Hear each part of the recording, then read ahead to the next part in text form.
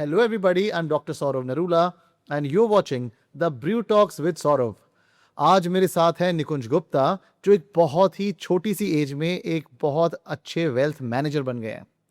वो hundreds of crore के fund को मैनेज कर रहे हैं at only 23 years of age. Welcome Nikunj to brew talks with Saurav, and I am very very thrilled to know कि ऐसी छोटी सी एज में आप इतने हंड्रेड्स ऑफ करोड़ के वेल्थ को कैसे मैनेज कर सकते हो. Thank you, sir. Thank you so much. It's been pleasure to hear. मेरा पहला सवाल है आपसे Yeah. निकुंज कि आपने वेल्थ मैनेजमेंट का प्रोफेशन क्यों चुना और कैसे चुना. सर मेरे को कंपाउंडिंग नंबर्स बहुत पसंद है, तो इसलिए कंपाउंडिंग का इंटरेस्ट जब वहाँ से जागा. पॉडकास्ट सुनता था, न्यूज़ चैनल्स देखता था. न्यूज़ चैनल्स भी मैं बिजनेस न्यूज़ चैनल्स देखता था, CNBC, जी बिजनेस. हाँ हाँ. तो उससे मेरे को थोड़ा इंटरेस्ट जागा और शुरू से ही इन्वेस्टिंग का शौक था. स्टार्टिंग कॉलेज में था तब मैं बैंक FDs में करता था, और फिर उसके बाद जैसे जैसे बड़ा हुआ, नॉलेज गेन करी, तो स्टॉक मार्केट में स्टार्ट किया. आप कह रहे हैं शुरू से, तो कितना शुरू से, किस एज से आपने ये काम शुरू किया. मैंने स्टार्टिंग करी थी at the age of 14 years. 14 साल पर. 14 साल. जब मैं छोटा था, पॉकेट मनी मेरे को भी मिलती थी, मेरे दोस्त को भी मिलती थी, मेरे फैमिलीज में भी सबको मिलती थी. मेरी बस एक आदत थी, जो पैसा मिला उसको जोड़ने की, और बाकियों की जो आदत थी मेरे दोस्त की, उस पैसे को लिया, खाया, घूमे फिरे, उसकी आदत थी. तो मैं शुरू से उन पैसों को जोड़ता गया और वही मेरी आदत बढ़ते चली गई आगे. और ये आपका प्रोफेशन बन गया. अभी मेरा प्रोफेशन बन गया आगे. तो 14 साल की उम्र में पॉकेट मनी से क्या ही किया होगा आपने, थोड़ा एक्सप्लेन कीजिए इसको. सर जब पॉकेट मनी मिलती थी तो उसको मैंने सबसे पहले बैंक FDs में डाला. उस समय इंटरेस्ट रेट भी बहुत अच्छा होता था, 10% का ब्याज होता था. तो जो भी मैं डालता था तो एक साल बाद 10% के उससे मेरे को मिल जाता था. तो उसके अंदर जैसे मैं लाख रुपए हो जाते थे सर, मिलते थे पॉकेट मनी धीरे धीरे करके. कुछ फेस्टिवल्स आते थे, उस पर मिलते थे, बर्थडे पे मिलते थे. तो वो इकट्ठे कर करके जैसे भी कुछ भी 10,000 रुपये भी हुए तो मैं 10,000 रुपये लेके बैंक में जाता था, उसकी एक साल की FD करा देता था. तो ये जो आपका इंटरेस्ट आया इक्विटी मार्केट में या SIP की मार्केट में इन्वेस्ट करने का, ये कब से आया और कैसे. ये मेरा इंटरेस्ट आफ्टर 17 ईयर का था. जब मैं 17 साल का था तब से मेरे को इंटरेस्ट उसमें आया, और फिर मैंने थोड़ा उसके बारे में सीखा कि स्टॉक मार्केट क्या होती है, कैसे वर्क करती है, इक्विटी क्या होती है. इक्विटी के अंदर जो और भी सेगमेंट है, जैसे कि कैश सेगमेंट, डिलीवरी सेगमेंट, और अपना FNOs, डेरिवेटिव, ये सब सीखा मैंने. कहाँ से सीखा ये सब कुछ आपने. ये सब मैंने ज़्यादातर तो यूट्यूब से सीखा है. अच्छा. बुक्स भी पढ़ी है हाँ. और कुछ आर्टिकल्स भी पढ़े हैं. तो अच्छा. वहाँ से सीखा है सब. और अपने पैसे को इन्वेस्ट किया. अपने पैसे से ही स्टार्ट किया था मैंने. और अब लोगों का पैसा कब इन्वेस्ट करना शुरू किया. लोगों का पैसा मेरे को लगभग 4 साल हो गए हैं कि मैं लोगों के पैसे इन्वेस्ट कर रहा हूँ, उनके पैसे ग्रो कर रहा हूँ. क्लाइंट्स को मज़ा आ रहा है, वो पैसे जैसे ग्रो हो रहे हैं, और अब अपने भी हैं, क्लाइंट्स के भी है, और भी नए क्लाइंट्स जुड़ रहे हैं, उनके भी पैसे ग्रो हो रहे हैं. निकुंज, 23 इयर्स की छोटी सी एज में जो सैकड़ों करोड़ रुपए आप संभाल रहे हैं, ये क्लाइंट्स आप पे कैसे विश्वास करते हैं. सर हम किसी भी क्लाइंट्स के लिए, मतलब किसी भी क्लाइंट को एक कमीशन के चक्कर में हम कोई भी प्रोडक्ट ऐसे नहीं देते हैं. हम क्लाइंट का सबसे पहले 3 चीज़ों पे काम करते हैं. कि उसका सबसे पहला जो रहता है कि वो किस पर्पस के लिए अपना पैसा लगा रहा है, फाइनेंशियल गोल क्या है उसका, फिर उसका टाइम क्या है, उसकी रिस्क एपेटाइट क्या है, और तीसरा क्या है कि उसका क्लाइंट का सोशल बिहेवियर क्या है.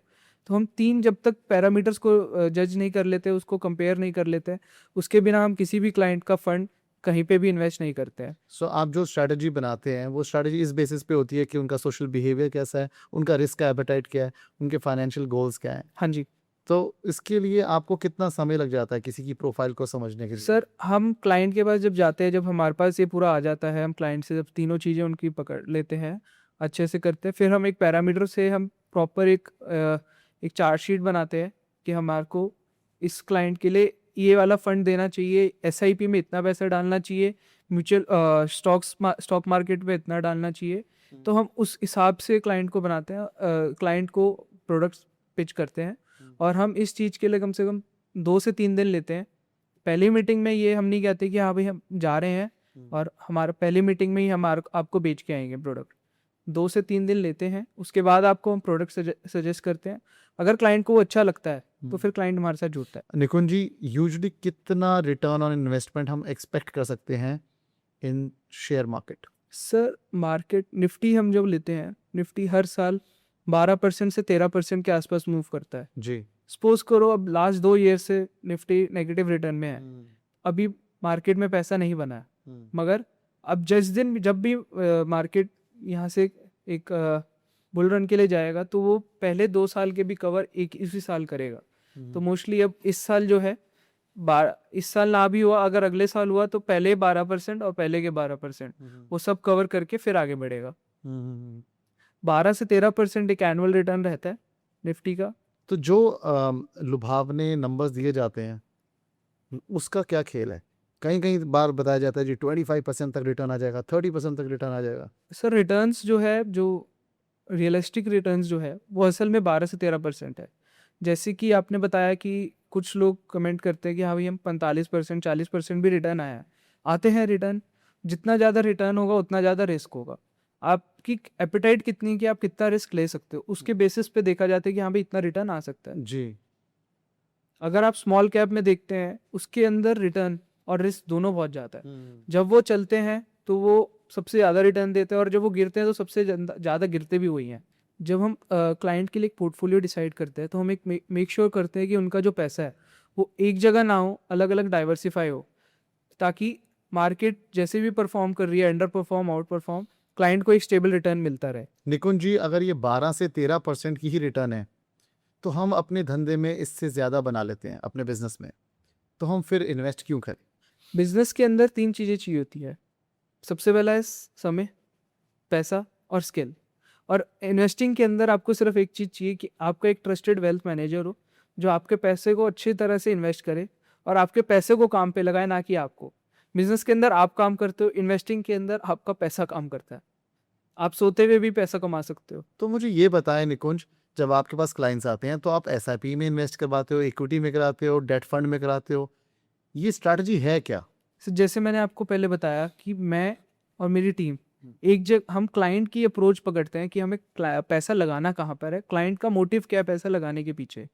क्लाइंट हमारे को क्लाइंट की रिस्क एपेटाइट जब तक हमारे को नहीं पता चलती, और कितना टाइम सबसे इंपॉर्टेंट है, कितने टाइम के लिए वो इन्वेस्ट करना चाह रहा है। अगर वो बोलते हैं कि मेरे को 1 साल के लिए लगाना है, तो हम स्टॉक्स में इन्वेस्ट करवाते हैं कि स्टॉक्स में फिर भी एक थोड़ा वो होता है कि आपको रिटर्न मिल जाएगा।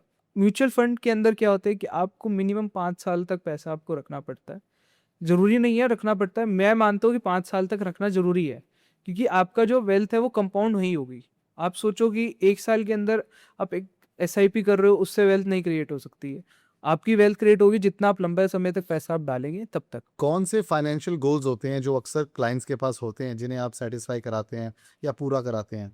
सर क्लाइंट्स के पास अलग अलग गोल्स होते हैं, जैसे कि अपना किसी को अपने बच्चे को बाहर भेजना है तो एजुकेशन के लिए चाहिए, किसी को ट्रैवल करना है शॉर्ट टर्म के लिए उसको चाहिए, किसी को अपना एक घर खरीदना है उसके लिए हम चाहिए होता है पैसा। अलग अलग नीड्स है कि कुछ क्लाइंट्स ऐसे होते हैं जी कि हमारे रिटायरमेंट के लिए चाहिए कि हम 60 साल पे रिटायरमेंट होना है, उसके बाद हमें कुछ काम नहीं करना है। निकुंज जी, अगर एक व्यक्ति 30 साल की उम्र का है और महीने का खर्चा उसका 1 लाख रुपए महीना है, उसकी फैमिली का, ठीक है। वो चाहे कि 60 साल की उम्र में रिटायर हो जाऊं, तो कितने रुपए आज से जोड़ना शुरू करे कि जब वो रिटायर हो तो उसे उतने रुपए हर महीने मिल जाएं बिना हाथ पैर हिलाए? आज के 1 लाख रुपए मतलब कि 30 साल बाद वो 5.5 लाख रुपए महीना, तो उसके लिए आज से ही 15,000 रुपये इन्वेस्ट करना स्टार्ट करना पड़ेगा, ताकि 30 साल बाद वो 5.5 लाख रुपए महीना आराम से ईजिली स्पेंड कर पाए। उसके लिए 12% का इंटरेस्ट हम लेके चलते हैं। 12% के हिसाब से हर साल कंपाउंड भी अगर होता है तो वो 5.5 करोड़ रुपए के आसपास वेल्थ बन जाती है। अगर क्लाइंट उस पैसे को और हर महीने हर साल कुछ ना कुछ बढ़ के, क्योंकि जैसे जैसे आजकल एक्सपेंडिचर है, सबकी सैलरी भी इंक्रीज हो रही है, तो उस पैसे को 10% के हिसाब से भी अगर ग्रो करते हैं मिनिमम, तो और अच्छी वेल्थ क्रिएट होगी। 15,000 रुपये जो वो हर महीने डाल रहे हैं वो धीरे धीरे और बढ़ाते चले जाए, हर साल उसको कुछ ना कुछ कर इंक्रीज करते चले जाएं, तो वो आफ्टर 30 ईयर्स ये नहीं है कि जो रिटायरमेंट फंड मिला है वो ही नहीं, उसके बाद वो अच्छे से उस फंड को घूमने में भी लगा सकते हैं, अपनी लाइफ अच्छे से इंजॉय कर सकते हैं। निकुंज, ये जो प्रोडक्ट्स हैं गारंटेड रिटर्न्स वाले, ये क्या है? गारंटेड इनकम रिटर्न्स वो होते हैं जैसे कि आप, हर एक क्लाइंट रिस्क नहीं लेना चाहता है, कुछ क्लाइंट ये चाहते हैं कि हमारे को कुछ गारंटेड मिलता जाए। जी। बस हमारे को वो रिटर्न मिले कि एफडी का रिटर्न बीट हो सके। हाँ तो उसके लिए क्या होते हैं कि कुछ प्रोडक्ट्स ऐसे होते हैं जैसे गवर्नमेंट बॉन्ड्स होते हैं, जिसके अंदर आपको एफडी से ज़्यादा इंटरेस्ट मिलता है, मार्केट से कम होता है, बट वो गारंटेड रहते हैं कि आपको हाँ भाई इतना % ब्याज आपके पास आता ही रहेगा, इतना इंटरेस्ट आपको मिलता ही रहेगा। पहले ज़माने में जब डीमैट अकाउंट्स नहीं होते थे तो बुजुर्गों ने पेपर शेयर्स लिए हुए थे, और आज भी बहुत सी फैमिलीज ऐसी हैं जिनके पास पेपर शेयर्स हैं और उन्हें समझ नहीं आता अब इनका करे क्या हम। तो सर आप कुछ करते हैं इसमें?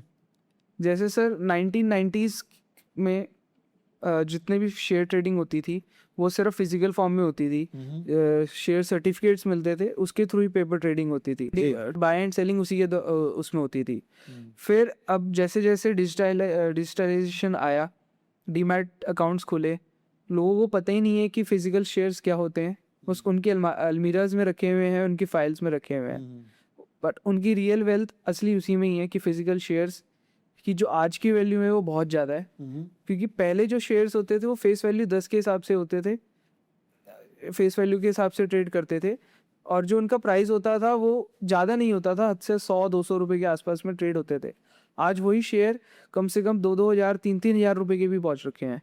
तो रियल वेल्थ जो है वो फिजिकल शेयर से अच्छी निकल कर आती है। ये जो फिजिकल शेयर्स का जो पैसा है, जैसे कि अनक्लेम्ड बोनस, डिविडेंड्स, ये सब पैसा क्या होता है आज की तारीख में आईपीएफ में इन्वेस्ट होता है, जैसे कि investor protection and education fund जो गवर्नमेंट का है।